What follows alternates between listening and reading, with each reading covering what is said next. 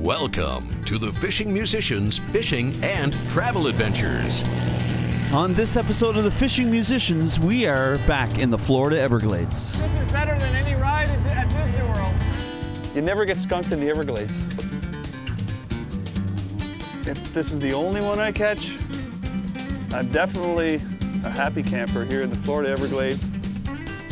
We are kayak fishing deep in the mangroves in what they call the backcountry. Oh, wow. Fish on. Once again, my guide, Charles Wright of ChokoloskeeCharters.com. Give me a moment.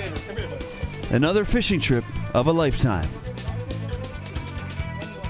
So get your fly rod ready, throw out a line, And you can catch them every cast. stay tuned for another great adventure with the Fishing Musicians.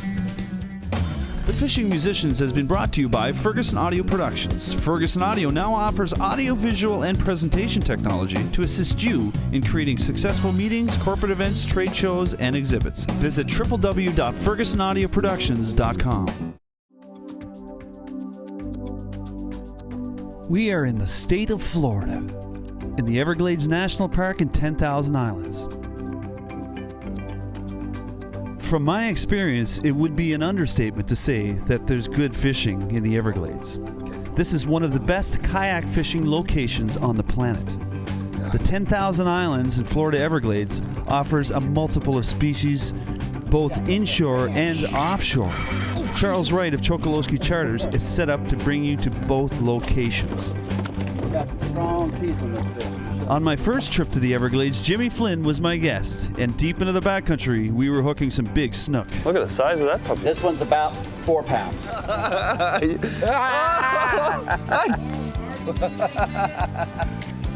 Here we go. Oh, look at that.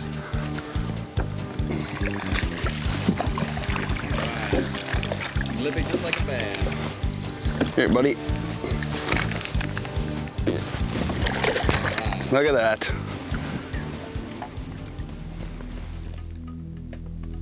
Just like that, nice snook. The state of Florida, with its vast coastlines, wonderful climate, and impressive fisheries, claims to be the fishing capital of the world. Its reputation is well deserved and touted by anglers worldwide. It's located only 90 minutes from Miami, Fort Lauderdale, and Fort Myers. Few places in the world can rival the Florida Everglades for its fishing. And there's not many places that can rival its scenery as well. Every trip, you'll see some type of wildlife. He's coming at you. He's going to eat Mike, the camera guy. So just keep your hands in the boat. I'm chasing gators. Is this guy gonna attack me? No. These are wild gators. We're not in an aquarium here, folks. I'm chasing gators. I'm chasing gators. Come here, buddy. 5 minutes into our kayak, we are surrounded by a hungry little gator. Charles explains some of the ecosystem that surrounds us. You're entering what is one of the largest mangrove forests in the world. If you look around, this is middle of winter. We get surrounded by evergreen trees. And we're basically in a saltwater estuary environment. A mangrove does not produce a seed. And that's a big difference between a mangrove and a normal tree. It produces what's called a propagule. It'll drop in, and in theory, according to the book, it'll drift along, come in contact with that oyster where it has detritus in it. The mangrove propagule shoot its roots out and begin growing a small tree. You'll see a lot of the oysters with just a few mangrove trees growing in them. As the mangrove begins to grow and the drop roots drop and the prop roots begin to spread, it gathers more and more detritus, more and more soil gets built up, and it actually chokes out the oysters on the center part of the where the mangroves are growing, forcing the oysters to grow on the perimeter of the islands, and the red mangroves begin to growing through the center of the island. That is basically how the island formation occurs in most of this area. So folks, if you're in New Brunswick right now or in Canada, you'll know that it's probably, well, we're close to Christmas and it's about minus 20 at home. It's not minus 20 here. And if you want to come to this place, ChokoloskeeCharters.com, right, Charles? That's the site. And it's not hard to get here. It is really easy. And with our strong dollar right now, it's really inexpensive. And Charles will take care of you. He's got kayaks, boats, offshore fishing, eco tours, That's one of the biggest things with this place. You can come here, you may not catch a fish, it's like anywhere in the world, but you're gonna see lots of things. It's pretty cool. It's definitely a unique environment and one of the neatest things I've ever done. And I keep coming back here. This is probably my third trip here, actually. And I will be back.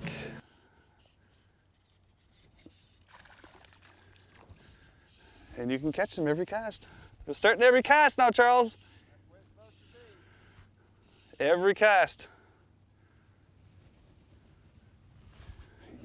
Yeah, baby. Here we go. Not very big. Are these the... Don't tell anyone, these are the robot fish you planted here, right? Right. Yeah, next time make them a little bigger, okay?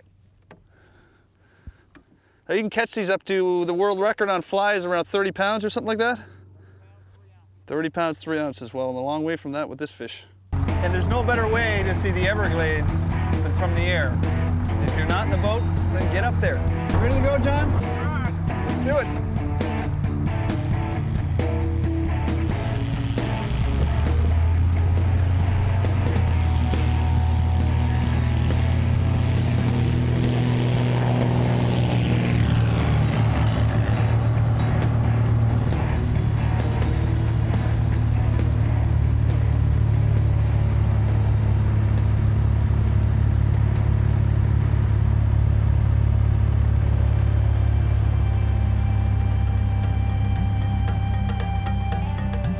Contrary to what the average visitor might expect, the Everglades is not a huge swamp inhabited only by snakes and alligators, but is rather a masterpiece of nature's beauty in a mysterious forest containing many forms of wildlife and birds in their natural habitat.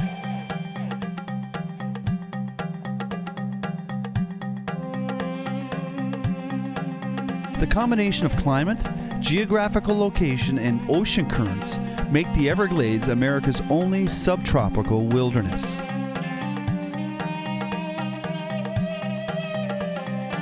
A view from the air, it's no wonder why they call this area the 10,000 Islands. It provides astonishing habitats for birds and subtropical wildlife unmatched anywhere else in the United States.